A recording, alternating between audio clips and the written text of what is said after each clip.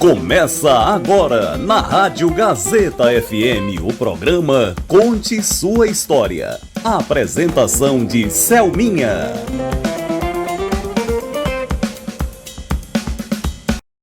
Boa tarde a todos que estão ligados na Rádio Gazeta FM 104,9.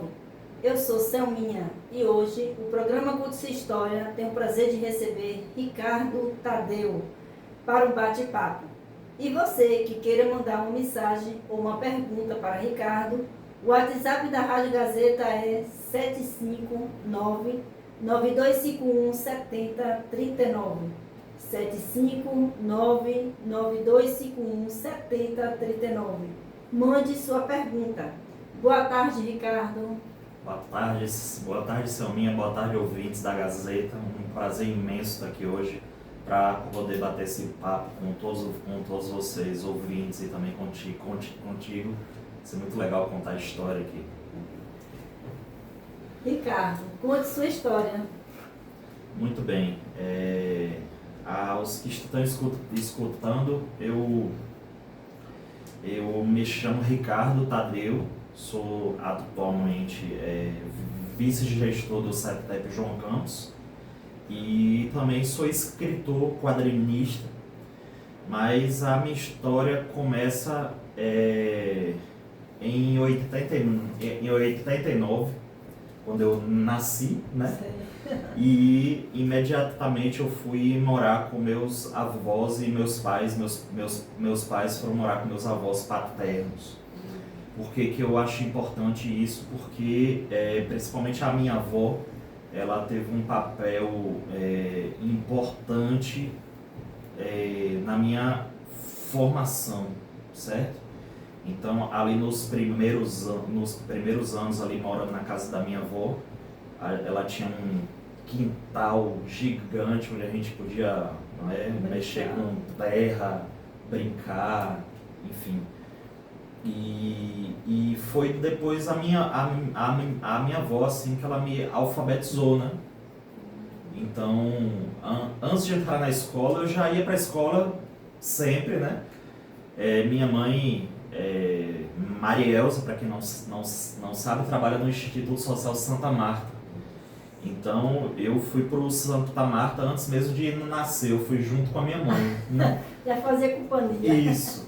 E nos primeiros anos, assim, minha mãe ocasionalmente me levava só para brincar mesmo, né? Sei. O antigo maternal, não sei se ainda tem, né? E a minha avó, ela me alfabetizou em casa, ela, assim, de modo que quando eu entrei na escola eu já sabia algumas coisas básicas, assim, de letra, número, sílaba, assim. Legal. E meu avô, ele era um homem mais ligado à roça mesmo. Então, essa imagem que a gente tem na cabeça de vaqueiro, couro, sabe? Eu via meu avô chegando da roça de jaleco de couro, sabe aqueles jalecos que usavam, pesado, chapéu. Então a primeira imagem do que é um vaqueiro foi através do meu avô mesmo, que nessa época aí, no começo dos anos 90, ele ainda trabalhava na roça. E meu pai, Luiz Tadeu, meu pai, ele é professor de educação física, mas é também eletricista, encanador, né? E é uma coisa curiosa porque ele não deixava a gente ter medo, por exemplo, de tomada, de fio, de cabo, de muita coisa, de modo que tanto eu quanto meus irmãos a gente tomou choque pra caramba, justamente porque ele dizia, não, isso aí dá choque o quê, menino? Sabe? Nada. Ah, meu pai, eu vou subir na escada pra trocar essa lâmpada, o que é que tem, rapaz? Sobe aí, sabe? Essa coisa de não ter receio, medo, assim, sabe? Por ele se envolver com essa parte da eletricidade, por deixar muitos materiais expostos, ele já educava vocês. Educava mas assim, ele também deixava a gente livre para mexer nas coisas, assim. Então, esses foram os primeiros anos, acho que é um resumão, assim, né? E aí eu entrei na escola, eu fui estudar no Santa Marta, meus pais trabalhavam lá e ao mesmo tempo a gente morando ali no alto do cemitério, que é uma coisa muito importante, assim. Por quê? Porque na escola, e a gente não pode de repente deixar de falar isso, esse abismo que há entre as pessoas de classe média alta, principalmente as pessoas de classe alta, que na nossa cidade a gente tem uma classe média hoje maior assim, e as pessoas que vêm de uma origem mais humilde, as pessoas da classe baixas. Por quê? Porque na escola, por ser uma escola particular, eu via esses meninos mais dessa classe média alta. Então eles tinham outra forma de ver o mundo e de tratar as coisas. Na rua, eram os meninos, assim, das classes mais populares. Então era outro modo, era outra linguagem, outro modo de ser no mundo mesmo, sabe? Então, até quando a gente ia jogar bola, tinha diferença entre jogar bola na educação física e jogar bola na rua. Existe um código na rua, sabe? Existe um código de conduta na rua, um modo de você tratar, de você lidar.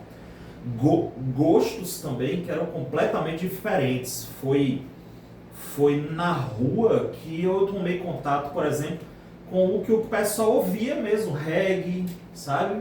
Rock, que era uma coisa que na escola, assim, era muito diferente. Então eu estava em contato ali com esses dois mundos, né? Entre esses dois mundos. E foi difícil para você? Não, assim, não foi difícil, e olhando hoje em retrospectiva, eu até acho que foi bom, sabe? Para eu saber exatamente qual é o meu lugar no mundo e o que eu almejo, onde eu almejo chegar, sabe? Nem me iludir, sabe? De que eu faço parte de um mundo que eu não faço, sabe? Nem achar que eu preciso, que não dá para correr atrás de outras coisas, tá? Então, ao mesmo tempo que eu via meu amigo na escola que tinha 2 videogames, não 1, 2 videogames, eu via meu amiguinho na rua que de repente usava uma sandália havaiana até o calcanhar fazer meia-lua, sabe? Então, isso faz você ter um pezinho no chão ali, sabe? De não achar que você faz parte de uma outra coisa, de uma outra realidade que de repente não é, né? Só que isso não vem do dia para a noite. Claro que a gente, né, se ilude, né? Enfim. Verdade. Mas aprende a conviver. A convivência, sim, a convivência. E faz uma maturidade. Uma maturidade, sim. Assim, na escola a gente tinha religião, sabe? Religião que era a religião cristã, sabe? Só que na rua era assim, a gente às vezes estava ali jogando bola, chegava alguém e dizia, ó, quero 7 meninos aí que vai ter caruru. A gente partia correndo, entendeu? Para ir comer aquele caruru de mão, pois entendeu? E chupar aquelas balinhas. Não tinha nada demais.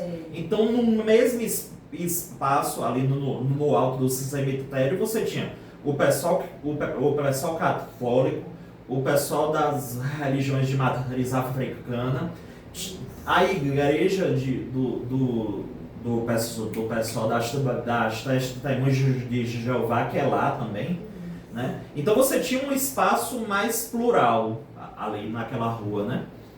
E aí espaço para jogar gude, peão, sabe?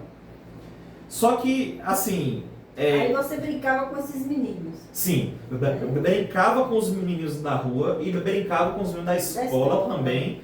E alguns da escola eram da rua, como Iargo, ele era da minha rua, ali, sabe? De Liliana, né? Ele era ali, então era mais ou menos ali daquela mesma rua. Mas tinha uma coisa muito legal nessa época, era o seguinte, televisão, na minha casa tinha, minha mãe entrou no consórcio de uma TV Sharp, a cores, em 95, eu sei porque foi o meio ano que minha irmã nasceu. Então, antes disso a gente tinha uma TV, mas era uma TV fio com preto e branco. Na casa da minha avó materna é que tinha uma TV colorida. E quando eu ia jogar videogame na locadora também tinha uma TV colorida. Mas não tinha internet como se tem hoje. Então uma coisa muito importante nesse processo de formação nessa época era conversar com as pessoas mais velhas, porque você ouvia a conversa do povo mais velho, te informava. Inclusive tinha algumas conversas que a gente não podia ouvir, né? Não, criança não pode ouvir isso não, vai pra lá, entendeu? Só que a gente ficava curioso para ouvir o que eles estavam dizendo. Minha mãe ia fazer unha, me levava, eu ficava ouvindo as mulheres conversando. Meu pai ia cortar a cabelo dele, eu ia e ficava ouvindo os homens conversando. Era uma maneira de você aprender as coisas assim do mundo da vida real, do cotidiano, que era diferente do meu, de escola, casa, rua, era isso. E tinha um lugar muito legal que era a banca de revista. Era a época da figurinha. Figurinha, muito álbum de figurinha, mas principalmente ler capa. Porque eu não tinha dinheiro para comprar. Menino não tinha dinheiro. Ninguém botava dinheiro na mão de menino. Quantos anos na época? Eu já sabia ler, uns 6, 7 anos. Eu saía de bicicleta da escola, subia e ia para a banca de Seu João para ficar vendo as revistinhas, coisas. Só que a gente não podia comprar, então a gente folheava, então a gente lia capas, né? E ali era como se fosse hoje você abrir o site do G1, que você não lê tudo que tá ali, mas você lê aquelas manchetezinhas. Era mais ou menos isso, você não lia tudo, mas você tinha acesso àquelas capas ali, todas. E eventualmente a avó dava 50 centavos, o avô dava não sei o que, você ia juntando e comprava uma revistinha. E na minha casa sempre teve, isso é uma coisa que eu sinto muita falta. Todas as casas nos anos 90 tinha alguma coisa para as pessoas bolearem enquanto elas estavam conversando. Podia ser uma revista Hermes, que era aquela que dava de graça. Né? Que dava de graça, mas tinha uma cestinha, tinha um negocinho que você pegava e você ficava olhando uma revista ali, né? Isso é uma prática que sumiu por conta da chegada dos celulares, as pessoas vão mais para lá, né? E minha tia, eu sou de uma família de professores. Todo mundo é professor. Minha tia é professor, minha outra tia é professor. Minha mãe é professora, é secretária há muitos anos, mas ela é professora. Meu pai é professor, todo mundo é. Então na minha casa tinha livro, na minha casa tinha revista, na minha casa tinha papel para riscar, entendeu? Não faltava isso. Então eu me sinto por esse lado muito privilegiado, tanto de ter tido essa oportunidade dada por Próxima Leste Australiana, meus pais que trabalham lá no Santa Marta, de ter começado meus estudos com uma formação boa, né? Quanto de ter pessoas letradas dentro de casa que permitiam que eu pegasse livro, que eu pegasse revistinha, que eu pegasse a revistinha da Turma da Mônica. Minha tia tinha Pato Dones, Mônica, tinha essas coisas. Então... E quando você via esse mundo de revista, você só fazia ler as revistas? Não, riscava muito. A gente esculhambava as revistas, riscava, recortava, tirava o balão, colocava outro, enfeitava a capa de caderno. Era uma época, assim, que a gente até fala com o pessoal, que a gente não tinha tudo que a gente queria. Então a gente fazia. Sabe aquela coisa assim? Eu não fui muito de construir carro de lata. Porque eu não tinha essa habilidade, eu também sabia que eu ia me cortar, não tinha muita habilidade com isso. Nem de construir outras coisas assim. Mas, por exemplo, capa de caderno, você numa livraria não tinha do que você queria. O que é que você fazia? Você colava, você se virava, você fazia outra. É uma fantasia, né? Uma fantasia, uma coisa assim de você não ter acesso àquilo, então você cria. Né? E assim, antena parabólica, quando as antenas parabólicas começaram a chegar, que a gente tinha noção que tinha mais canais e que tinha outras atrações além do que eu via na TV, né? Aquilo ali também abriu um mundo pra mim, assim. Quando eu fui na casa da minha avó tinha comprado uma antena parabólica. Na minha casa, eu pegava Globo, SBT e eventualmente Manchete. Olha. Era isso, né? Era isso. E seus irmãos também entraram? Meus irmãos, eles são muito mais novos que eu. Sim. Quando a minha irmã nasceu, eu já tinha 7 anos. Então, para um menino de 7 anos, hoje eu vejo os meninos de 7 anos, eles são, eu não sei, acho que o mundo faz com que eles sejam mais piados, assim, mais no sentido de ser protegidos do mundo. Eu com 7 anos, quando chegou as minhas férias de 95, 96, 96, ninguém me procurasse dentro de casa. Eu tava só de shorts, sem chinelo, sem camisa, fazendo o quê? Jogando bola na rua, andando de bicicleta na rua, gude na rua. Brincadeiras naturais, né? Quando meu irmão nasceu, eu já tinha tanta liberdade, tanta consciência de mim, assim, que minha mãe foi parir, minha avó levou minha irmã pequena e as coisas para a casa dela e eu fiquei em casa só. Aí é que eu me dei conta que eu tava sozinho e eu fui fugir para a casa de vó. Chegou lá, a vovó, eita, era pra eu ir te buscar. Era nada, esqueceu. Só que assim, não é uma coisa assim, é de que Ricardo se vira, sabe? Assim, eu com 8, 9 anos, era muito diferente, tá? O mundo nessa época não havia tanta violência como há hoje. Então, eu vim ter o meu primeiro celular, eu já tinha 16 anos. Olha o tempo que me passa. Não é porque ninguém da minha geração teve antes, não. Não tinha mesmo. Celular era pra gente rica, muito rica. Eu tinha ouvido falar de telefone celular, alguma coisa, sei lá, que alguém tinha me dito que o advogado de Collor usou celular. Eu nem sabia o que era um aparelho celular. Eu via na televisão que na novela sempre tinha o núcleo rico e o núcleo pobre da novela. E lá no núcleo rico tinha aquele tijolão. Era o que a gente sabia de um celular. Antes disso aí, minha mãe sabia que eu ia sair de casa e que 6 horas da tarde eu estava em casa. E fim de conversa. Não tinha... mandar mensagem, você tá onde, você tá com quem? Ora bolas, ele tá na rua, deve estar com os amigos dele e às 18 horas ele tá em casa, senão eu vou na rua buscar. Não era bom quando a mãe ia na rua buscar. Primeiro faz uma vergonha danada e se fosse a minha mãe, então eu sabia que eu ia apanhar. Eu sabia.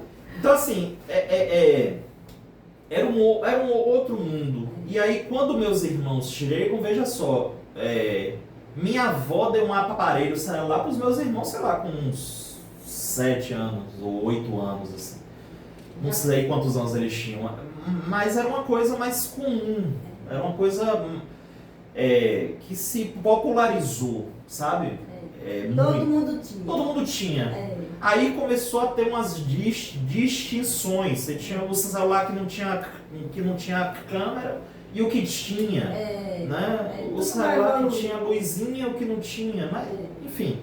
E E essa liberdade controlada de ter essa responsabilidade cria alguns sensos de responsabilidade.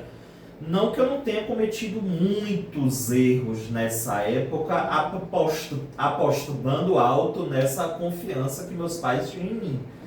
De sair... Você foi sempre um filho obediente? Não, nem sempre assim. Não, eu não fui de dar muitos problemas, de causar muitos problemas. Mas também não fui...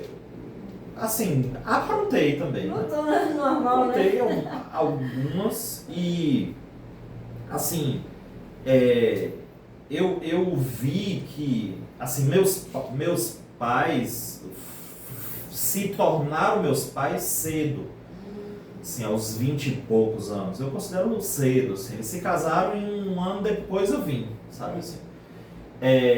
E hoje eu tô com 10 anos a mais do que o que meu pai tinha quando foi meu pai. E eu fico pensando assim, as coisas que ele teve que me dar, que ele teve que passar, que não é fácil. Não é fácil ser pai, não é fácil ser mãe, ainda dá mais quando você tem essa tarefa cedo. Meus pais foram pais. Eu hoje considero que eles foram pais cedo. E você tem filhos, não? Não, eu não tenho. Não tenho filhos, não. É por opção mesmo? É por opção, mas assim, a gente já chegou à conclusão que daqui a pouco tá chegando a hora, né? As bênçãos de Deus. E aí, findou essa época lá no Santa Marta, é uma época que eu guardo com muito carinho, né? E você foi um bom aluno? Eu considero que sim. Na medida do possível, sim. Hoje eu olho para trás e digo, pô, eu devia ter aproveitado mais. Sabe, quando eu fui dar aula de língua estrangeira e eu tive um professor de língua estrangeira muito bom, Gerson, e eu olho para trás e digo, pô, eu devia ter aproveitado mais, né? A minha tia Janice, ela me indicou livro pra caramba. Mas eu não li todos que ela indicou, assim. E naquela época, talvez, se eu tivesse lido, teria sido muito melhor para mim. Né? Como dizem, aquela inocência da criança, do adolescente, né? De querer outra coisa, sabe? E assim, a época do ginásio, principalmente, que eram duas grandes fases, assim. Você tinha o primário e tinha o ginásio. Quando você ia pro ginásio, você se sentia assim, mais, sei lá, mais adulto, né? E essa fase do ginásio é quando você meio que vai desenvolvendo aquela identidade do que você mais tarde vai se tornar, né? Eu acredito muito que é nessa fase aí que você começa a ouvir, por exemplo, as músicas que você vai ouvir pro resto da sua vida, né? Que você vai desenvolver gostos que vão permear o resto da sua vida, né? Você vai desenvolvendo essa identidade. E foi nessa época aí que eu comecei assim a escrever, desenhar, né? A escola permitia muito isso. Então quando tinha aula de desenho, essas coisas? Tinha com o professor Florival Oliveira, um grande artista plástico, e depois com a professora Sara também. Mas, assim, festa do dia do, sei lá, 7 de setembro, sabe? Sim. Quem é que quer recitar um poema aqui na frente? Eu ia. Gago, né? Todo mundo já deve ter percebido, quem tá ouvindo aí pelo Daio, que eu sou gago pra caramba ainda. Mas eu ia. E Fazia. Nunca deixei de fazer por causa disso, sabe? Às vezes não me davam tanta oportunidade assim, porque eu também falo pra caramba, então se me deixasse lá comigo, era mais controlado, assim, ó. Toma o microfone aqui, meu filho, é pra ler, é pra recitar, senão eu ia comendo o juízo do pessoal. E a gente começou a fazer intuitivamente, assim, algumas coisas, assim, rádio dentro da escola, sabe? Cartaz, desenho, poema para o trabalho tal. Assim, era uma coisa que a gente não sabia que estava treinando ali, mas que funcionou. E quando a gente foi para o ensino médio, deram mais liberdade ainda. Eu estudei no propedêutico. E lá era a gente que fazia nossas danças, nossas coreografias, que hoje tem muito esse trabalho do coreógrafo. Esmeralda, ela tinha esse papel lá no Santa Marta muito, mas quando a gente foi pro propedêutico, era a gente fazendo nossas coreografias, era a gente que fazia A criatividade, né? nossas peças de teatro, por mais maluca que aquilo parecesse, a gente fazia umas coisas assim, doidas, assim, mas que no fim ficava legal porque tinha uma força criativa ali.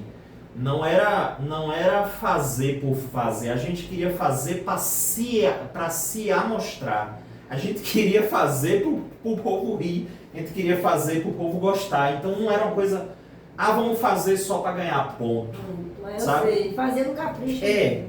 E nessa época, assim, os meninos da minha sala quase todos aprenderam a tocar violão, por exemplo. Isso é algo do nosso privilégio mesmo. A gente foi privilegiado assim, dos nossos pais poderem comprar um violão e dizer, tá aqui meu filho, aprenda. E eu agradeço muito por isso também, obrigado pai, obrigado mãe, que compraram aquele violão fuleiro para mim, mas que foi o meu primeiro instrumento e foi ali que eu tive noção do que é música. Eu fiz aula com o Ivonaldo, mais ou menos um ano.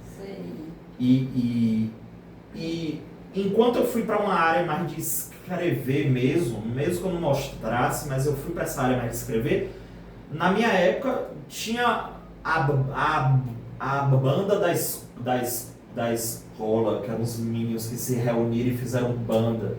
Tava muito em voga essa coisa de ter banda de rock.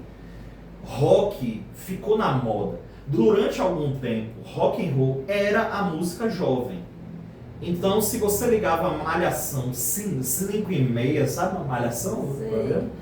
Você tinha uma banda no contexto ali de Malhação. Então, o rock era a música jovem, era a música que a gente ia pra boate com DJ Sanduba e tinha rock. Tinha rock, tinha um momento que tinha que ter rock. E isso moldou meu gosto musical até hoje. Eu ainda sou fã, inclusive esse ano eu arrastei minha esposa Flávia, a gente foi no show de uma banda que estava completando 25 anos de um álbum lá em Salvador, Angra. A gente foi lá ver o show do Angra, foi muito legal. Isso ainda faz parte do meu gosto pessoal, sabe? Mas também por a gente ter essa liberdade de ouvir o que a gente quisesse. Meu pai e minha mãe, só para resumir essa coisa da liberdade, nunca disseram para mim, não ouça isso. Não leia esse livro, não ouça essa música, não corte seu cabelo assim. Não. Isso para mim não tinha. Tinha assim, ó. Você quer ouvir isso aí, ouça, mas se eu estiver aqui dentro de casa, ouça abaixo. Ou então me deram um fone, sabe assim? Mas não cortava. Nunca. E meus pais gostavam de algumas coisas que eu gostava também, né? E gostar de música, hoje, é muito fácil. Por que eu te digo que é muito fácil? Além das nossas rádios, que aqui na nossa cidade a gente tem 3... E que às vezes tem uma programação voltada assim para um público jovem também, mas tem para os outros públicos, mas tem para o público jovem. De manhã cedinho é mais aquela música sertaneja, né? Aí no decorrer do dia a coisa vai mudando. Mas na nossa época não era assim. A gente está falando aí do começo dos anos 2000, 2001, 2002, 2003. Se você quisesse ouvir rock, você tinha um amigo rico que ia para Salvador, Feira Santana, comprar CD original e ele tinha que ser seu amigo para ele emprestar. Emprestar CD era uma prova de amizade, porque aquele negócio era caro, era ruim de ter, entendeu? Ninguém queria emprestar CD porque podia perder, ralar, né? E aí depois surgem os CDs alternativos, e tinha a fitinha também. Fitinha era assim, a gente pedia uma música no rádio, eu me lembro de eu pedindo Legião Urbana, tocando Legião, e eu botando a fitinha, dando play para poder gravar aquela fitinha, né? E aí veio a época de copiar CD também. Isso tudo faz com que você crie essa sua identidade, essa sua individualidade, que eu vejo como sendo diferente de um padrão médio, assim, com todo respeito todos os gêneros musicais, mas assim, tem algumas coisas que não são do meu gosto pessoal. Então, às vezes eu vou para uma festa e está tocando coisas que não são do meu gosto pessoal, porque existe um gosto médio, que não é o meu. Isso. Eu não me enquadro dentro desse gosto médio. Pois é. Mas é porque eu tive essa liberdade de escolher, de ouvir, de julgar, e tive essa formação musical também. Eu não estou dizendo que o meu gosto é melhor, eu estou dizendo que ele é diferente desse gosto médio. Então, eu não consigo me acostumar, eu não consigo apurar meu ouvido para gostar dessas mesmas coisas. Mas eu tive que me acostumar principalmente por causa dos meus alunos. Aí veio a época que eu fui para a universidade, né? Eu saí do propedêutico, eu passei no vestibular do 2006.2. Aí eu entrei na UFS, já comecei em 2007, e em 2007 mesmo eu fui convidado para dar aula num cursinho voluntário que era o Educare. E foi quando eu comecei a atuar como professor mesmo. E em 2009 eu passei no concurso da prefeitura daqui, na época o Laurinho fez um concurso, enfim. E eu fui ser porteiro no Colégio Carmen Silva, lá na Bela Vista. Foi meu primeiro trabalho formal, né? E eu levava meu livrinho, abria a portaria e continuei estudando ali, né? Eu ia para a faculdade de manhã, chegava, ia direto para o Carmen Silva e fazia turnão até de noite lá. Em 2010 eu fiz dois concursos. Fiz o da Embasa, que eu passei na prova escrita, fui quarto colocado, mas eu perdi na prova de proficiência física. Era abdominal demais, né? Era abdominal demais. E depois eu fiz a prova para professor do estado, fiz o concurso esse de 2010, que foi o que eu fui aprovado e fui chamado em 2012. Na época eu já não estava porteiro no Carmen Silva, eu estava trabalhando na biblioteca pública que a gente tinha aqui, que era muito bom, né? Assim, e o pessoal diz, você trabalhou na biblioteca, eu falei pra caramba, não, porque é muito movimento. Tinha muito movimento, não tinha o que fazer. E você se sente realizado como profissional? Como profissional, sim. Primeiro porque esse meu modo de ser, esse meu modo de falar não me atrapalhou, né? Lembro que quando o Fernando foi me dar uma oportunidade no cursinho super aprovado, a esposa dele na época falou assim, Janaína na época falou assim, chama aquele menino de Marielza, que ele vai à aula de espanhol. Aí Fernando, aquele menino mudo, porque realmente eu tinha alguns traumas dentro de mim. Por exemplo, na hora de falar alô, não saía de jeito nenhum. Minha mãe ligava pra casa, sabia que era eu. Porque eu pegava e ficava, e não saía alô. E na rua, às vezes eu ia dar bom dia, a pessoa não esperava, né? E não esperava, eu acenava assim.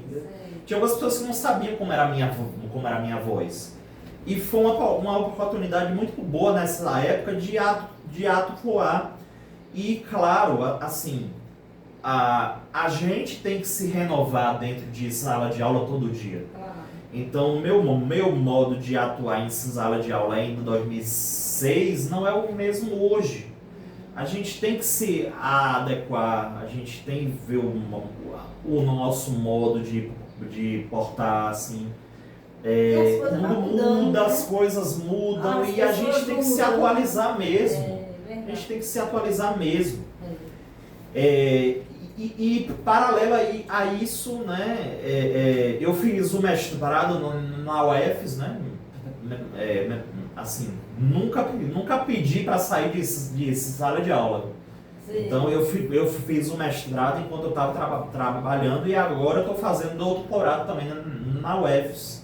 E qual o curso? Literatura, estou fazendo doutorado em literatura. E você estudou espanhol? Eu fiz letras com espanhol antes na UFES, aí depois eu fiz mestrado em literatura e agora estou fazendo também doutorado lá, em literatura, tudo na UFES, né? Que eu considero assim como uma casa para mim, porque fui muito bem acolhido, ainda sou muito bem acolhido lá. Nunca para de estudar, né? Não, essa coisa de estudar, professor meio que não tem escolha. Sim. A gente tem que estudar para dar aula todo dia. Sim. Professor que diz que parou de estudar, que está cansado de estudar, é porque ele não reflete sobre a prática dele, que é uma prática de estudo. Se você faz um esquema para botar no quadro para o seu aluno, já é estudar. E há uma coisa dentro da nossa sociedade que é bom a gente até falar sobre isso rapidamente. Certo. Estudar, você que está operando a mesa e está aqui falando comigo e que a gente se programou, falou antes, isso é um tipo de conhecimento também. Isso é um tipo de estudo. É um planejamento. É um planejamento. O conhecimento da universidade, o conhecimento formal, ele se coloca de repente acima dos outros apenas por uma questão de mercado, de trabalho, mas todos os conhecimentos são importantes. Inclusive a gente está fazendo um trabalho lá no CETEP sobre griots, que são esses conhecimentos práticos que, se não forem passados adiante, eles vão sumir. Como, por exemplo, sapateiro, né? Rezadeira, que são conhecimentos, e quem quiser ser, vai ter que estudar esse conhecimento também. Então, para mim, esse conhecimento do mundo, talvez por isso que eu falei lá no começo, que eu tive essa formação acadêmica, mas tive formação da rua também. Da vida. Faz com que você tenha esse olhar para essas coisas. Se você não tivesse vivido, você não tinha Não. dado valor, tá dando outro também, né? Você, assim, sabe uma das coisas que eu fazia muito quando eu era pequeno, assim, e que são importantes e que às vezes eu digo, rapaz, os meninos estão perdendo certa curiosidade. Às vezes eu não tinha dinheiro para jogar videogame na locadora, mas eu era peru, eu ia para piruar, eu ia para ver o que os outros estavam fazendo, para ver qual era o botão que estava apertando, para ver qual era o jogo que estava jogando. Essa curiosidade faz você entrar nessa coisa também. Eu até hoje gosto muito de jogo virtual, de videogame, dessas coisas. Por causa dessa época, eu não tinha videogame em casa, meu irmão teve. Mas eu, na minha época, não tinha videogame. Então, a gente ia pra locadora curiar, piruar, sabe?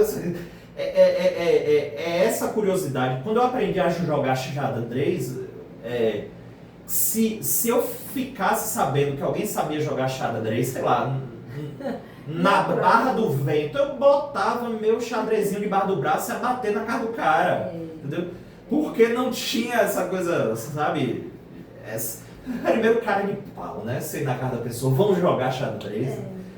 Segundo, essa coisa de você querer uma coisa diferente, de você ter curiosidade, de querer aprender, né? Porque o mundo hoje está tudo mais fácil, né? Dá pra jogar xadrez online com alguém que está em Singapura e que tem metade da sua idade e humilha você ali no jogo, sabe?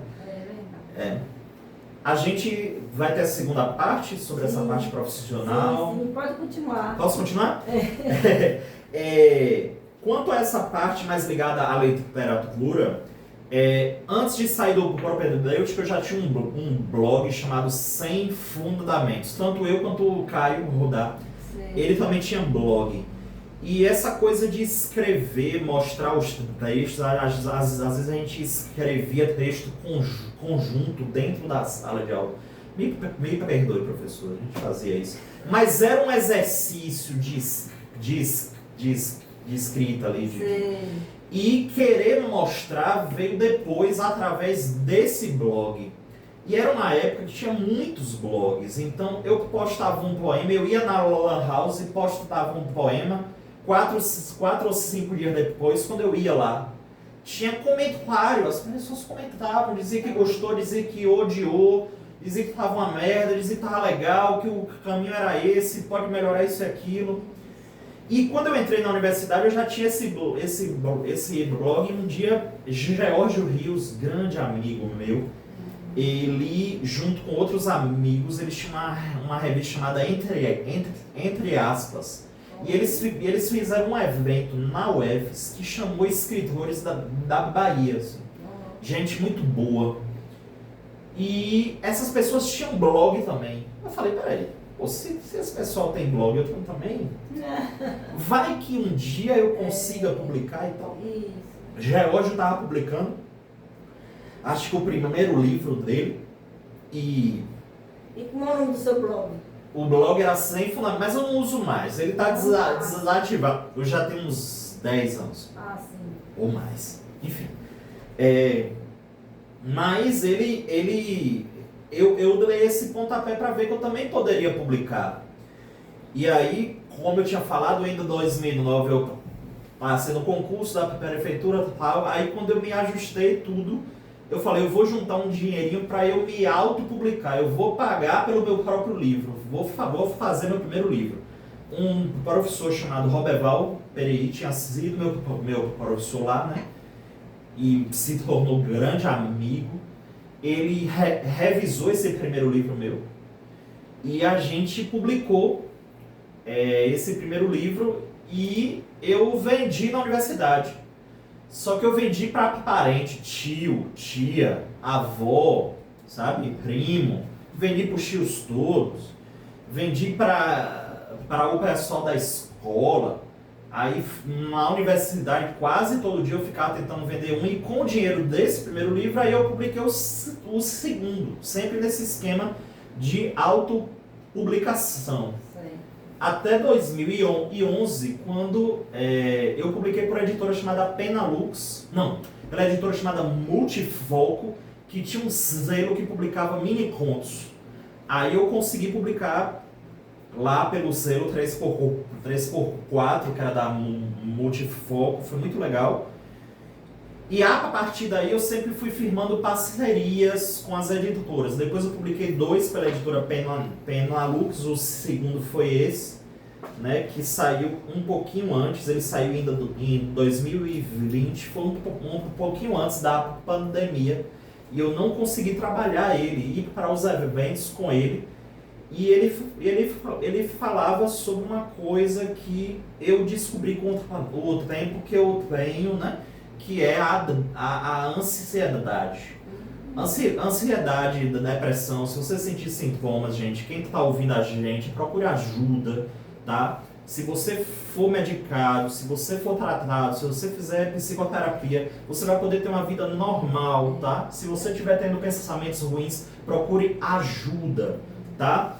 E o livro se chama Você Não Deve Pensar Nessas Coisas, que é justamente com esse tema dessas coisas que eu estava sentindo nessa época e que se aprofundaram muito com a pandemia. Saiu um livro meu também por um edital do governo do estado na época, pela Fundação Pedro Calmon, que é o Trilogia do Tempo, tá? Esse daqui saiu pela Fundação Pedro Calmon e por uma editora chamada Calango, que foi a que venceu o edital na época. Muito bem. Aí durante a pandemia eu achei que eu fosse morrer. Eu tinha quase certeza. Eu acordava de manhã com esse pressentimento. E aí teve eleição no meio daquela pandemia e eu fui votar. E quando eu fui votar me chamaram na fila. Venha que você é prioridade. Eu falei, meu Deus, as pessoas estão vendo, né, que eu já tô, né? E aí eu falei, olha, eu não posso partir sem que eu realize um sonho antigo meu, do tempo que eu ia para a banca de revista e que eu lia os quadrinhos da minha tia, que é fazer quadrinhos. Eu já sei como é que faz, eu já sei como é questão gráfica, eu já sei como é que imprime, eu já sei como é que faz tudo. Eu vou fazer um selo meu. E eu vou publicar minhas coisas, bom, ruim, não importa. Eu vou fazer, eu vou publicar. E eu comecei a procurar pessoas que fazem esse quadrinho da mesma forma. E eu conheci Eberton Ferreira, inclusive ele está na Bienal do Livro do Rio de Janeiro.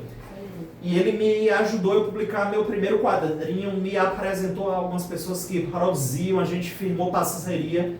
E esse primeiro quadrinho meu é o Beto Bordello. E o nome do meu selo editorial é Jacuípe com Y, Jacuípe Comics. Isso. Como surgiu A Jacuípe? Isso, como foi essa ideia de você criar esse Jacuípe? A Jacuípe Comics surge disso. Eu tinha que publicar esse quadrinho. Eu queria que ele tivesse um nomezinho de uma editora, de um selo, de uma coisa. Eu falei, mas eu não vou procurar um de outra pessoa, não. Eu vou fazer o meu selo, eu, a minha editora, para eu publicar meu negócio. Claro. E acabou que rolou legal, né? E eu fui conhecendo pessoas muito parceiras, pessoas muito amigas nesse caminho, que estão fazendo basicamente as mesmas coisas que eu. E de um trabalho para o outro, eu sempre vou procurando fazer uma coisa diferente, né? Então eu comecei publicando o Beto Bordello, com uma coisa mais de suspense. Depois publiquei Barriguda Rex, que é um super-herói. Depois publiquei Senhor Cirizal, o super-herói também. Tiete Rubra, que é uma coisa mais de mangá, né, japonês, é inspirado nos japoneses, né? E... Você vendesse sim. Diga. Não, e você vendeu esses livrinhos tudo? Vendo sim. Aí eu venho participando de feira, participei da Bienal do Livro, né? Participo das feiras. Feira do Livro de Feira de Santana praticamente todo ano. Eu me inscrevi para tentar lançar esse aqui, que é o último lançamento meu, que é Professor Dislike e Treta Boy, que é uma história na internet dessa coisa que a internet brasileira se tornou, que é uma confusão e a galera às vezes não consegue se entender. Você entra lá, tem comentário bom, tem comentário ruim, as pessoas brigando, às vezes vários comentários, sabe? Aí eu falei, olha, eu vou tentar contar isso e eu vou tentar dar uma solução pacífica para isso com uma metáfora, com dois super-heróis que eles estavam fazendo um projeto e acidentalmente caem dentro desse mundo virtual, onde ninguém fala a mesma língua, e eles vão tentar resolver esse problema. Tem uma coisa meio inspirada em Batman e Robin. Bonito, né? Bem ilustrado. Eu fiz muita questão de que esses materiais, apesar de serem feitos assim, é uma editora de um homem só, né? Mas de contratar e de fazer parceria com artistas que sejam gabaritados, artistas bons e que têm uma carreira, ou que estão começando a sua carreira nesse momento, mas que querem continuar fazendo quadrinhos. E eu dei muita sorte de encontrar pessoas tão doidas quanto eu, que topassem fazer essas coisas. Porque você chegar com uma ideia dessa para alguém que desenha, que tem uma carreira nisso, e você dizer, olha, a gente vai fazer um quadrinho sobre um super-herói que ele tem os poderes do pé de barriguda lá em Riachão. Tem que ser muito doido também, velho. Dizer, não, topo, eu vou, vamos fazer. Viajar mesmo, é viajar, entendeu? Não pode ser a pessoa, não vou fazer, não. Tem que ser a galera que tope fazer mesmo. E eu espero, né, que a gente possa lançar esse quadrinho. Já, né, eu me inscrevi para lançar lá na Feira do Livro de Feira de Santana. Talvez lançar na Bienal do Livro ano que vem, né? E há algumas feiras aqui na Bahia que eu vou participar, como a Filizé em São José do Jacuípe. Aqui na nossa cidade ainda é uma coisa assim, que a gente carece de espaços onde a gente possa falar sobre esse trabalho e possa desenvolver esse trabalho. As pessoas às vezes gostam na rede social, elogiam, acham muito bonito, acham muito legal, mas não fazem um trabalho maior, sabe? O contato, né? O contato, assim, eu faço parte de um coletivo chamado Cineverso, que ele tem quadrinistas, desenhistas, roteiristas do Brasil todo. E lá a gente se ajuda para poder procurar gráfica boa, para a gente poder imprimir legal, sabe? Quando um fica sabendo que tem uma gráfica, uma coisa assim. E vão sempre surgindo muitos eventos e vão surgindo coisas onde a gente possa mostrar nosso trabalho. Se não for aqui, vai ser em outro lugar, né? Mas eu também não reclamo, por quê? Porque às vezes não tem espaço para mostrar. Mas quando você expõe esse trabalho, quando você vai numa escola, as pessoas têm uma receptividade legal. Ninguém nunca olhou para um trabalho meu e desvalorizou, falou que não presta, ou que não, né? Enfim. E quando você faz com amor, né? Sim. Que você é um hobby e ao mesmo tempo é um lado profissional. Eu inclusive pedi lá naquele cardzinho, né, que a gente divulgou, esse nosso papo de hoje, para colocar assim, professor e escritor. Justamente porque, assim, eu sou professor, essa é a minha principal fonte de renda, é com isso que eu ganho a vida, que eu ganho a vida e que eu faço as coisas. Mas dentro de mim tem essa pessoa que é escritor e que, assim, para mim, a coisa que eu faço melhor é isso. Isso. Eu sinto que eu escrevo bem, assim, modéstia à parte, né? Eu sinto que bem, assim, não que eu seja o melhor, ou que eu escreva melhor do que alguém, não é isso. É que dentro das minhas possibilidades, dentro dessa afetividade que você falou, do que você faz por prazer, por amor, talvez escrever seja a coisa que eu faça, assim, conscientemente melhor. Porque eu inclusive costumo brincar com os meus alunos quando eu dou uma aula e os meninos vêm dizer: professor, eu adorei a sua aula. Eu digo: que bom, porque eu não sei fazer de outro jeito.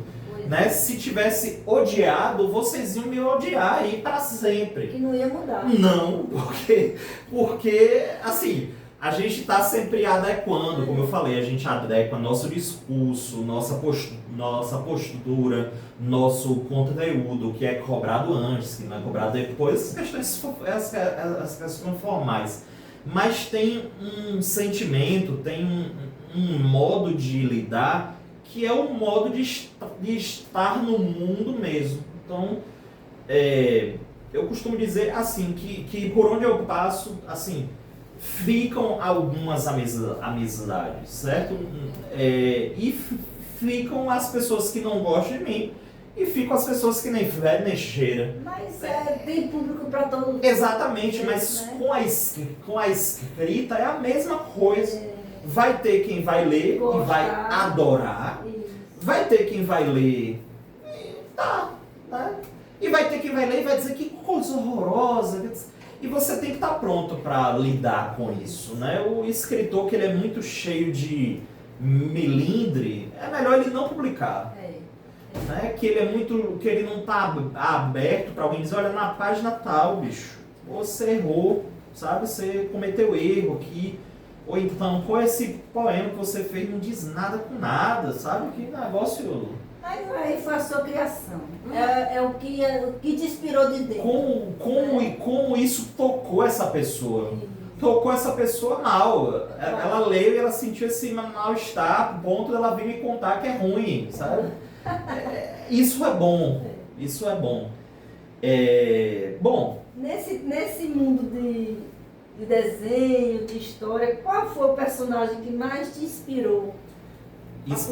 Para tu criar uma fazer, história, né? Sim. Muito bem. Assim, quando eu quando eu olho em retrospectiva, vejo que eu não gostava muito de Turma da Mônica, porque as que tinha na minha casa era do Cebolinha.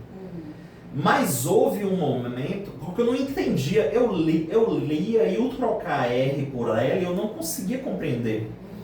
Mas no dia que eu li e que eu entendi, eu falei, sabe, há um momento, eu não me lembro quando, mas teve um momento que eu estava lendo e que eu entendi, sabe? E é esse momento que você diz, pô, isso daqui vai ser significante para mim, porque dá para botar no quadrinho algo que as pessoas veem como fora do padrão, né? O Cebolinha, ele não fala dentro do padrão, mas dá para botar isso dentro de uma obra? Dá, sabe? Talvez o primeiro estalo meu tenha sido esse, né? E aí depois, claro, como eu faço super-herói hoje, a gente é muito influenciado pelos super-heróis americanos, né? Os que chegaram pra gente, a gente não pode negar isso, principalmente das duas grandes editoras americanas, Marvel e da DC Comics. Então Batman, Superman, Flash, isso aí... Você quando era criança gostava muito de desenho? Gostava a ponto assim de meus cadernos, acho que minha mãe não deve ter guardado. Aquele desenho animado de televisão? De TV. Sim. De TV, lembra que eu falei que um dia eu descobri que existia a parabólica e que tinha mais canais do que aqueles? Sim. E eu fiquei sabendo que tinha uma programação infantil de manhã, porque quando eu chegava, já estava acabando o TV Colosso, era tá na mesa, o pessoal já estava acabando. Então eu não sabia. Aí eu falei, rapaz, será que dá para estudar de noite? Porque aí eu ia assistir o desenho de manhã e de tarde todos. Porque eu sentia que eu estava perdendo isso, eu gostava muito. E principalmente férias, né? E a programação infantil da TV era muito boa. Era muito boa. E acabou, né? Acabou. A gente tinha desde He-Man, que quando eu assisti He-Man, já era uma coisa velha, né? Assim, para as pessoas dos anos 90, He-Man já parecia uma coisa, assim, até quando... Eu adolescente gostava, não perdia um desenho. Um desenho, sabe? Catastal Slecomeia, sabe? Eu gostava daquele pica-pau biruta, aquele pica-pau doidão, aquele pica-pau... Xará, o que é que você tá fazendo? Estou procurando rachadores, sabe? Aquele pica-pau biruta. Adorava o pica-pau. E os desenhos japoneses. Quando os desenhos japoneses invadiram o Brasil, assim, no começo dos anos 2000, sabe? Era quando a gente teve uma estabilidade econômica, mais ou menos, pro ano real ali. Então a gente podia comprar figurinha, né? Aí veio Cavaleiro do Zodíaco, da Dragon Ball, era uma febre. Pokémon, nossa, meu Deus, eu cansei de comprar aquele salgadinho. Eu comprava o salgadinho da Elma Chips. Minha mãe sabia que eu não ia comer todo, então ela dividia, sabe, pra eu comer na escola 2 ou 3 dias, que era muito grande, aquele fandango gigante. Só pra vir aquela figurinha que vinha do Pokémon, sabe? Aquela coisa. Como eles criam uma forma pra... Uma fórmula pra fisgar. Hoje em dia não pode mais ter brinde, você não pode mais ter propaganda infantil. Acho que é o CONAR, né, que não permite mais, então você não pode mais ter propaganda nem de, sei lá, desses achocolatados voltados para o público infantil juvenil. Você não pode usar palavras como compre, colecione, peça para o papai e para a mamãe, sabe aquela coisa que tinha? Então você não pode mais ter essa programação infantil na TV. O que eu sinto muito, porque vai ser uma geração, assim, quando a gente fala para as pessoas mais ou menos da minha idade, o que eu estou falando aqui, elas sabem do que eu estou falando, todo mundo. Mas hoje está cada criança vendo dentro do seu mundinho uma coisa diferente. E quando elas estiverem um pouquinho mais velhas, talvez elas não consigam conversar entre si. Porque uma estava assistindo Pocoyo, o outro estava assistindo Peppa Pig, o outro estava assistindo Lucas Neto, o outro estava assistindo o desenho bíblico, quer dizer, vão ser coisas diferentes, cada um dentro do seu mundinho ali no YouTube. Nós não. Às vezes dava 5 horas da tarde, começava Chaves, a gente tava jogando bola e um colega na casa vizinha tava assistindo, a gente ia pra janela e ficar aqueles meninos todos assistindo Chaves ali, sabe? Então, não era uma atividade solitária, era uma atividade coletiva, e isso cria um inconsciente coletivo, voltando à sua pergunta, que na hora que eu fui criar meus primeiros quadrinhos, tudo isso, do super-herói, do herói na TV, do herói japonês, do anime, do mangá, veio tudo isso de uma vez só, e eu quis criar uma coisa que tivesse uma identidade jacuipense também. Tanto é que a Tiete Rubra, que é a personagem desse mangá, ela é uma extraterrestre que a nave dela cai em Vila Guimarães. E aí ela vem pra Riachão bem na época da festa de São Roque. E ela encontra um rapaz que faz a acarajé, não vamos citar nomes. Mas isso tudo acontece aqui dentro da nossa cidade. Todas as minhas histórias, elas acontecem, essas histórias em quadrinho. Aqui o professor Deslike Tretaboy inventou o nome de uma universidade fictícia, que é aqui em Riachão, e eles estão. O Barriguda Rex, o Senhor Cisal, todas essas histórias acontecem aqui. Isso eu fiz questão. Por quê? Porque o Homem-Aranha, a gente se acostumou a ver um super-herói se balançando onde? Em Nova York. Isso. Por que eu vou botar a minha história ou num mundo fictício, que não existe, ou num mundo que é dos outros, Nova York e São Paulo? Não. As histórias da Jacuípe Comics, elas acontecem em Riachão. Ah, mas o pessoal não conhece, não sabe onde é Riachão. Conhece agora. Isso. Conhece agora. A partir da história. A partir da história conhece. Tem uma praça ali, se você abre a historinha.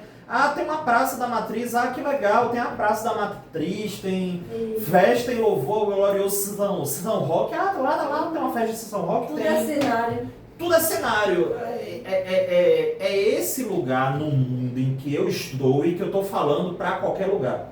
Então, na internet, principalmente, eu vendo lá pelo Instagram, muita gente procura lá pelo Instagram, você tem para vender? Tenho. Eu já vendi pelo menos um exemplar de cada trabalho desse meu para cada estado do Brasil. Entendeu? Então, estou nacionalizado. Já mandou para fora do país? Não. E também não faço muita questão também. Mas já mandei de lá do Acre, sabe, ao Rio Grande do Sul, já mandei para o Brasil todo o Brasil. E isso faz com que eu fique muito feliz e naquela coisa que você falou, de estar realizado com esse trabalho meu, né, e de não pretender parar. Eu já pensei em parar por vários problemas. A gente tem problema de correio, exemplar que não chega.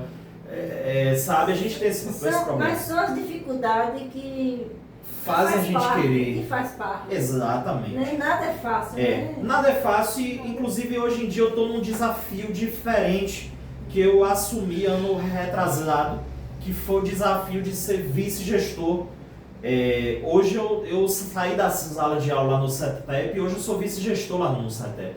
E os desafios e as cobranças e as coisas são completamente diferentes. Eu ainda estou aprendendo a estar nesse cargo, tá? Mas aí a gente teve algumas oportunidades, como por exemplo a FLI-CETEP, através de uma emenda parlamentar da Neuza, a gente conseguiu ter a primeira feira, Festival Literário e Cultural do CETEP, lá no CETEP João Campos. Então a gente está realizando coisas que eu dizia, Riachão podia ter uma feira, né, literária. Aí eu falei com a ProJúlia, vamos fazer uma feira literária aqui, nossa, né, que sabe aqui dentro da escola, para os meninos. Ano passado a gente convidou o Pablo Rios, a gente convidou Danilo Lumiano, gente de fora aqui da cidade, a gente convidou Anderson Chon, um quadrinista premiado. Ele ganhou o principal prêmio do quadrinho no Brasil, que é o HQ Mix. Pra você ter uma ideia, ele veio para a nossa FLI-CETEP, saiu daqui, foi direto porque ele foi para África lançar o quadrinho dele lá. Então a gente trouxe pessoas assim E também os escritores locais que estiveram aqui, os gipetérrios da cidade, que vieram lançar seus livros lá. Isso para mim é um tipo de realização também. Uma realização que é pessoal, mas que é da comunidade. Quando é que aqueles estudantes poderiam ter contato com um autor? Veja, eu vim ter um contato com um escritor, como eu contei, lá na UFES, quando fizeram um evento lá. Pois é. E agora a gente está oportunizando a mesma coisa aqui, porque eu sei que isso muda a cabeça. Olha, literatura muda a cabeça, música muda a cabeça, influencia, sabe? E tem que ter alguém ali mais ou menos na linha de frente, várias pessoas na linha de frente. E as minhas colegas toparam essa missão, eu fico muito feliz com isso. E a gente pretende manter esse evento vivo lá no CETVEP. Inclusive, para esse ano, já deixo todo mundo convidado e me autoconvido para quando for rolar a gente fazer a divulgação por aqui também, viu? Ô, Ricardo, Oi. Seu nome é Ricardo Helven, né? Ah, isso daí é uma coisa curiosa, porque meu nome é Ricardo Tadeu, com PH. Mas quando eu fui fazer meu Instagram, eu botei Ricardo Tadeu tinha, Tadeu Ricardo tinha, Ricardo.Tadeu tinha. Aí eu falei, vou botar Ricardo pesado. Tinha. Aí eu vou botar em inglês Ricardo Heavy. Aí não tinha, ficou. Aí eu comecei a ver várias lives na época da pandemia de quadrinistas, como eu falei, do Brasil todo, que eu fui tendo contato para saber como é que fazia. E quando você participa daquele chatzinho lá, não aparece seu nome, aparece seu arroba. Aí as pessoas dizem, ó, Ricardo Heavy, de lá de Riachão de Jacuí, perguntando tal coisa. Fui fazendo amizade e essas pessoas, elas não me conheciam como Ricardo Tadeu. Elas me conheciam como Ricardo Heavy. E é bonito. Tanto é que na literatura eu segui sendo Ricardo Tadeu, mas nos quadrinhos eu assino Ricardo Heavy, porque nos quadrinhos ninguém conhecia Ricardo Tadeu, conhecia Ricardo Heavy. E assim, nome artístico, quando pega, já foi. Às vezes você pode tentar mudar, você pode tentar fazer outro, mas ele não vai não. E no caso dos quadrinhos, que às vezes tem essa coisa de... os quadrinhos são muito populares fora do Brasil. Então você compra muitos quadrinhos com pessoas com sobrenomes em inglês. E aí de repente esse sobrenome em inglês ajuda em alguma coisa. Eu não sei, né? Eu não sei também. Teve um ouvinte aqui que mandou uma mensagem para você, dizendo que a CETEP está toda assistindo a gente. Ah, que maravilha! O CETEP está comigo há... Que maravilha. Legal. Você tem vontade de conhecer a história de qual personagem daqui da região? Rapaz, algumas pessoas aqui da região não tiveram a oportunidade de poder contar, principalmente essas pessoas que fazem parte do que a gente chama de griot, que são esses conhecimentos, né? Esses conhecimentos assim. Mas na área da educação, a gente também tem algumas pessoas que precisam ser ouvidas, porque o professor marca a vida dos estudantes individualmente, mas marcam a vida de uma comunidade também. Então, quando você fala de Riachão, você imediatamente lembra de professora Dagmar, você lembra de professor José Reis, Eutália. Você lembra imediatamente dessas pessoas que fazem a educação aqui na cidade. Então, se for para dizer que eu quero conhecer a história de alguém, talvez seja, primeiro, dessas pessoas que talvez a gente não conheça a história, como o seu Zé Cinderela, por exemplo, que é alguém que faz sapato, Um personagem bom. que é um personagem legal, né? Que é um sapateiro, que é uma coisa que tá em extinção, assim, que tá em extinção, digo, fora ele não tem outros, né? Eu ouvi recentemente que a gente deve a história de aboiadores, mas na nossa cidade a gente tem repentistas Que é a também, cultura, né? que é a nossa cultura local, né? Por exemplo, a minha tia, ela foi professora de várias gerações, inclusive minha. Mas a gente, às vezes, não sabe o que ela teve que passar para hoje ela ser reconhecida. A senhora professora Janice, professora de língua portuguesa, sabe? Às vezes existem essas pessoas que estão fazendo um trabalho, entre aspas, silencioso dentro da sala de aula e que o reconhecimento muitas vezes é tardio, sabe? Tardio. Vira nome de sala, vira nome de escola, vira nome de, sabe? Mas é muito importante saber como essas pessoas chegaram nesse ponto, né? Então, são essas figuras jacuipenses que, de repente, a gente pode querer ouvir a história, né, delas para saber mais, né? Você tem redes sociais? Sim. Atualmente eu não estou usando muito o Facebook. Eu meio que deixei de lado mesmo porque eu não via essa interação, enfim. Mas eu uso principalmente o Instagram, que é o @RicardoHavy, HEAVY. E lá, além do @JacuípeComics também lá, né? Que é onde a gente posta sobre todas essas áreas de atuação. Tanto em educação, e a gente faz muitas viagens, né, com os meninos, viagens técnicas, e fala também sobre literatura e sobre quadrinhos, que é essa paixão minha, né? Qual a mensagem que você gostaria de passar para as próximas gerações? Bom, assim, para quem já tem filho, compre livros, sabe? Pais, mães, comprem livros e estimulem seus filhos a ler. E leiam também, porque eu acho que seus filhos eles vão ler se você ler. Ao jovem que porventura esteja ouvindo, saiba que existe um conhecimento raso que esse conhecimento passa. Mas existe um outro tipo de conhecimento que nos é passado na escola e pelas pessoas mais velhas, que são conhecimentos e que são valores que a gente vai levar pelo resto da nossa vida. Então, se você é pai, mãe, avô, tia, compre livros e dê livros para os mais novos. Se você é jovem, preste muita atenção para saber discernir o que é esse conhecimento raso que logo logo passa e que vai sendo substituído por outro, e o que é esse conhecimento profundo que você vai levar pelo resto da sua vida e que vai ser importante na sua carreira profissional e na sua vida pessoal. E você me falando isso,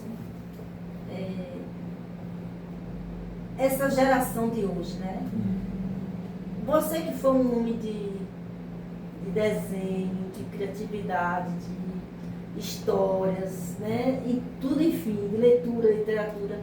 Qual a idade que você acha assim melhor para os pais estimular os filhos desde pequeno já a leitura? Sempre, assim, mesmo antes da criança ler, ela vai atribuindo sentido. Eu consigo me lembrar de quando eu não sabia ler, mas eu reconhecia quando alguém estava lendo. Então, quando alguém estava lendo, eu via aquele movimento de abrir aquele livro, aquele folheto, aquele negócio. Alguns moviam o lábio, né? E eu tentava imitar, às vezes, aquilo, mesmo sem saber ler. Porque a gente imita, né, certos padrões, seres humanos fazem isso. Então, se uma criança vê um adulto lendo, é óbvio que ele vai ler. Agora, se uma criança vê o adulto apenas, né, usando o celular, ele vai tentar imitar esse comportamento também, né? Se ele vê o adulto apenas assistindo TV, ele vai imitar esse comportamento também, né? É por uma questão de imitação. Ler para uma criança faz com que ela perceba que não é só o ato de abrir aquele livro, que há uma informação guardada ali que ela não teve acesso ainda. Mas que em algum momento ela vai conseguir decifrar o que é que aqueles sinaizinhos querem dizer. E que ela vai poder ler também, né? E a outra coisa é de valorizar a escrita. A gente vive um processo agora na educação de que alguns estudantes eles têm a impressão de que tudo que precisa saber está no Google ou está no chat GPT. E que vai dar todas as respostas e que vai resolver todos os problemas, e que não é bem assim. A partir do momento que a criança ou adolescente cresce sabendo que há um outro tipo de conhecimento, que está nas relações interpessoais, que está nessa conversa com o mais velho, que está naquele livro que o colega leu e que contou para ele, e que não tem filme daquele livro ainda e que ele vai precisar ler, tá? Ele vai percebendo que ChatGPT, Google, eles são ferramentas. Eles não são o conhecimento em si. Porque se me colocarem na sala de aula com essas ferramentas todas, eu vou usar. Mas se falta energia e eu só tiver piloto e quadro, eu vou saber também, sabe? Isso ninguém tira de mim, não. Tá? Eu posso preparar minha aula toda no slide para apresentar num data show lindo, mas eu posso chegar lá, se não tiver giz, se só tiver gogó, eu dou a minha aula também, porque eu não dependo disso, sabe? Há algo que é muito mais importante que não precisa ser consultado, tá? E para a gente finalizar, assim, só essa fala minha, assim, porque eu falo demais, eu me empolgo falando essas coisas, a importância também de perceber isso na arte. Uma arte que não te dá como retorno conhecimento nenhum, suspeite. Uma música que você ouve e ela não te dá retorno de conhecimento nenhum, suspeite que ela é uma música ruim. Seja no movimento do corpo, porque tem uma música que tem um ritmo muito bom, seja numa mensagem muito boa. Mas se aquela música, por exemplo, ela não te dá um retorno de nada, suspeite que ela é ruim. Tá? A mesma coisa serve para um livro. Se você terminou de ler e ele não te deu mensagem nenhuma, e aquilo não te preencheu de nenhuma forma, suspeite que não é uma leitura boa. A mesma coisa filme, a mesma coisa novela, a mesma coisa série. Eu conheço pessoas que ligam a TV numa novela e vão fazer outra coisa dentro de casa.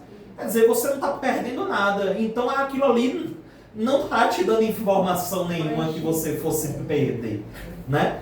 Aquilo ali está sendo trilha sonora da sua, sei lá, dos seus afazeres, né? Enfim. Gostaria de lembrar vocês que o programa Conte Sua História da semana passada, com Bui e Deraldo, estará disponível hoje às 18 horas no meu canal do YouTube, Diário de Selminha.